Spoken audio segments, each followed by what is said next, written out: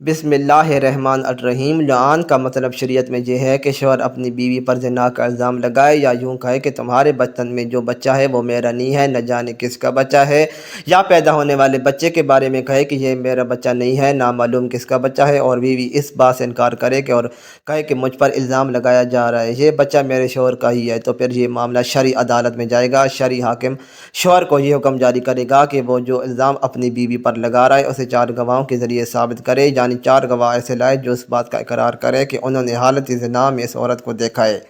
اگر تو شوہر 4 ایسے گواہ لے آتا ہے تو الزام ثابت ہو جائے گا اور قاضی بیوی پر زنا کی حد جاری کر دے گا، جو کہ اسلام کے مطابق رجم ہے۔ اور اگر شوہر 4 گواہوں کے ذریعے اپنے لگائے ہوئے الزام کو ثابت نہ کر پائے تو پھر شرعی حاکم لعان کروائے گا، جس میں حاکم شوہر سے کہے گا کہ وہ بیوی کی طرف اشارہ کر کے کہے کہ میں نے جو تہمت اس پر لگائی ہے میں اللہ کو گواہ بنا کر کہتا ہوں کہ میں اس میں سچا ہوں، اور یہ بات شوہر 4 دفعہ اسی طرح کہے گا۔ پھر 5ویں دفعہ عورت مرد کی طرف اشارہ کر کے کہے گی کہ اس نے جو زنا کی تہمت مجھ پر لگائی ہے اگر یہ اس میں سچا ہے تو مجھ پر خدا کا غضب اور اس کا قہر نازل ہو۔ جب دونوں اس طرح ایک دوسرے پر لعان کر لیں گے تو حاکم شرعی ان میں جدائی کروا دے گا اور ایک طلاق بائن واقع ہو جائے گی اور وہ عورت ہمیشہ کے لیے اس مرد پر حرام ہو جائے گی۔ ہاں، اگر کبھی مستقبل میں ایسا ہو کہ وہ مرد خود اپنے آپ کو جھوٹا کہے،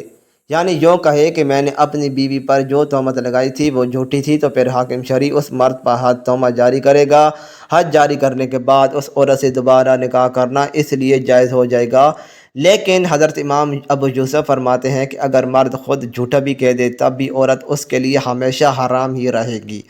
حضرت سہل بن ابن سعد سعدی سے مروی ہے کہ ایک روز ایک صحابی حضرت عمر اجلانی دربار رسالت میں حاضر ہوئے اور فرمانے لگے، اے اللہ کے رسول، میرے ماں باپ آپ پر قربان، اس شخص کے بارے میں اللہ کا کیا حکم ہے جو اپنی بیوی کو کسی دوسرے آدمی کے ساتھ دیکھے اور اس سے یقین ہو جائے کہ اس آدمی نے اس کی بیوی کے ساتھ زنا کیا ہے؟ کیا وہ شخص اس آدمی کو قتل کر دے تو کیا اس کا قتل کرنا جائز ہوگا؟ اور اگر وہ اس کو قتل کر دے گا تو مقتول کے ورثہ اسے قتل کر دیں گے، تو ایسی صورت میں وہ کیا کرے؟ آیا اس شرمناک حرکت پر صبر کرے یا کوئی اور قدم اٹھائے؟ ان کی بات سن کر اللہ کے محبوب فرمانے لگے، تم دونوں میاں بیوی کے قصے کے بارے میں اللہ کا فرمان نازل ہو چکا ہے، جاؤ اپنی بیوی کو لے آؤ۔ حضرت عمر گئے اور اپنی بیوی کو ساتھ لے آئے۔ پھر آپ صلی اللہ علیہ وآلہ وسلم نے مسجد نبی میں ان دونوں میاں بیوی سے لعان کروایا۔ حضرت سہل فرماتے ہیں کہ میں بھی اس وقت مسجد نبی میں موجود تھا اور بھی لوگ موجود تھے۔ جب دونوں میاں بیوی امان سے فارغ ہوئے تو حضرت عمر فرمانے لگے کہ اگر میں اس عورت کو اب بھی اپنے پاس رکھوں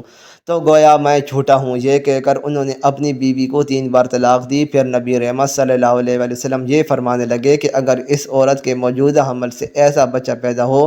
جو سیاہ رنگ کا ہو اور آنکھیں بھی کالی ہوں، کولے بڑے ہوں اور دونوں پنڈلیوں کا گوشت بھرا ہوا ہو، تو مجھے اس بات کا یقین ہو جائے گا کہ عمر نے جو کچھ بھی کہا سچ کہا تھا، کیونکہ عمر نے جس سہل فرماتے ہیں کہ میں بھی اس وقت مسجد نبی میں موجود تھا اور بھی لوگ موجود تھے۔ جب دونوں میاں بیوی لعان سے فارغ ہوئے تو حضرت عمر فرمانے لگے کہ اگر میں اس عورت کو اب بھی اپنے پاس رکھوں تو گویا میں جھوٹا ہوں۔ یہ کہہ کر انہوں نے اپنی بیوی کو 3 بار طلاق دی۔ پھر نبی رحمت صلی اللہ علیہ وآلہ وسلم فرمانے لگے، اگر اس عورت کے موجودہ حمل سے ایسا بچہ پیدا ہو جو سیاہ رنگ کا ہو اور آنکھیں بھی کالی ہوں، کولے بڑے ہوں اور دونوں پنڈلیوں کا گوشت بھرا ہوا ہو، تو مجھے اس بات کا یقین ہو جائے گا کہ عمر نے جو کچھ بھی کہا سچ کہا تھا، کیونکہ عمر جس آدمی کی طرف نسبت کی ہے وہ ایسا ہی تو ہے۔ اور اگر اس عورت کے موجودہ حمل سے ایسا بچہ ہو جس کا رنگ سرخ ہو تو میں یہ سمجھوں گا کہ عمر نے اپنی بیوی پر جھوٹی تہمت لگائی ہے، کیونکہ حضرت عمر سرخ رنگ کے مالک تھے، تو ظاہر ہے اگر بچہ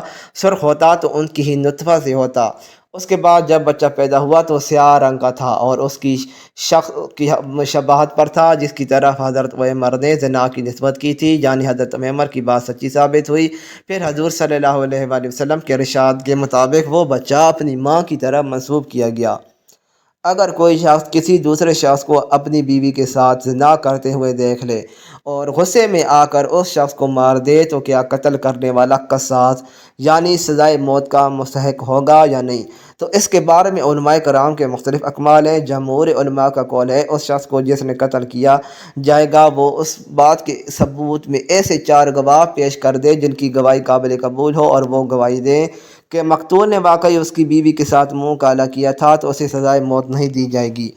یا دوسری صورت میں اگر مقتول کے ورثہ خود اس بات کا اقرار کر لیں کہ مقتول نے قاتل کی بیوی کے ساتھ منہ کالا کیا تھا تو تب بھی اسے سزائے موت نہیں دی جائے گی،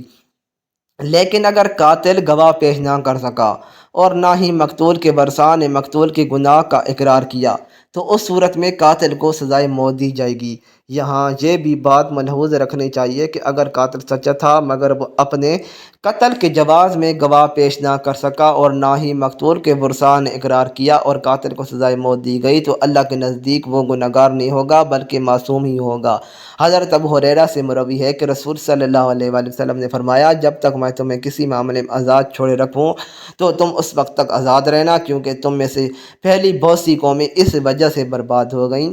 کیونکہ وہ اپنے پیغمبروں سے وہ سوال بھی پوچھا کرتی تھی جن سوالوں کے پوچھنے کا کوئی مقصد نہ ہوتا تھا،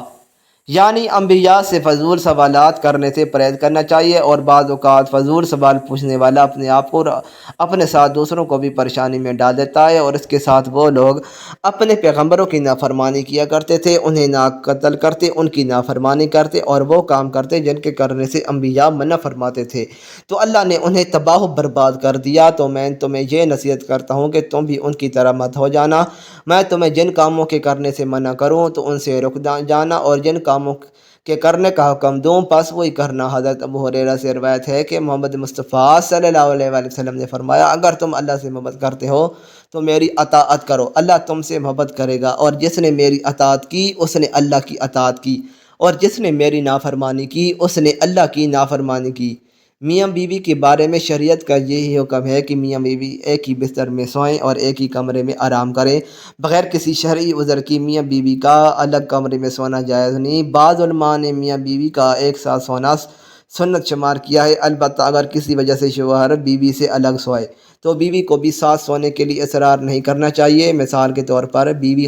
ایام خاص میں ہو اور میاں بیوی کے ساتھ سونے سے فتنہ میں پڑنے کا اندیشہ ہو، یا اولاد ہونے کی صورت میں، یا اولاد کے باشعور ہونے کی مدت کے بعد عموماً میاں بیوی بستر الگ رکھتے ہیں، یا شوہر کام کاج سے فارغ ہو کر گھر آیا ہو اور کچھ دیر کے لیے آرام کرنا چاہتا ہو، تو ان تمام صورتوں میں علماء کرام نے الگ سونے کی اجازت دی ہے جو شریعت کی کتب سے معلوم ہوتے ہیں۔ باقی ایام خاص میں اگر فتنے میں پڑنے کا اندیشہ نہ ہو تو میاں بیوی کے ساتھ سونے میں کوئی حرج نہیں، بلکہ علماء کرام نے فرمایا ہے کہ یہود کی مخالفت میں ایام خاص میں میاں بیوی کو ساتھ سونا چاہیے، کیونکہ یہود ان ایام میں عورتوں کا ہاتھ لگانا، ان کے ساتھ سونا، یہاں تک کہ ان کے ہاتھ کا کھانا بھی برا سمجھتے تھے۔ غرض کہ ان معاملات میں میاں بیوی کے آپس میں رضامندی کا ہونا ضروری ہے، اس قسم کی معمولی باتوں کو جھگڑے کا سبب نہیں بنانا چاہیے۔ شوہر کو بھی مستقل اپنے بیوی سے بستر الگ رکھنے کی اجازت نہیں، اور اگر کسی وجہ سے شوہر الگ سوئے تو بیوی کو لڑنا نہیں چاہیے۔ مشکوت شریف میں حضرت عائشہ فرماتی ہیں، جب میں ایام خاص میں ہوتی تو نبی رحمت صلی اللہ علیہ وآلہ وسلم سے الگ جا کر سو جایا کرتی، مگر آپ صلی اللہ علیہ وآلہ وسلم خود ہی میرے ساتھ آ کر سو جاتے۔ رسول پاک صلی اللہ علیہ وآلہ وسلم نے فرمایا، میاں بیوی کا ایک ساتھ ایک بستر میں سونا افضل ہے، سوائے اس کے کہ کسی کو کوئی عذر ہو۔ اس لیے مقصد ہم بستری نہیں بلکہ شوہر کا بیوی کے دل میں خوش کرنا ہے، اور دونوں کے دل میں ایک دوسرے کے لیے محبت کا پیدا ہونا، بڑھنا اور پھولنا پھلنا ہے۔ تو اگر اس مقصد کے لیے شوہر بیوی کے ساتھ ایام خاص میں بھی سو جائے تو اس میں کوئی حرج نہیں، بلکہ بیوی کے دل کو خوش کرنے کے لیے ایام خاص میں اس کے قریب ہو جانا انبیاء کرام کی سنت ہے۔ مزید اچھی ویڈیوز کے لیے چینل کو سبسکرائب کرنا نہ بھولیں۔ شکریہ۔